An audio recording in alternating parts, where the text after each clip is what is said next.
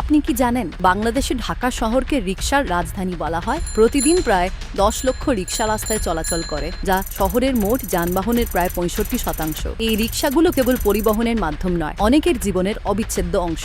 থাইল্যান্ডে বিখ্যাত টুকটুক যেমন ব্যাংককের মতো শহরে প্রায় 30% নগদ পরিবহনের অংশ। এটি দ্রুত, আকর্ষণীয় এবং থাই সংস্কৃতির এক অনন্য প্রতীক। ভারতের অটো রিকশা শহরাঞ্চলে সর্বত্র দেখা যায়। অনেক শহরে এটি 20 থেকে 30% ট্রাফিকের প্রতিনিধিত্ব করে এবং নিঃসন্দেহে এক আইকনিক যানবাহন।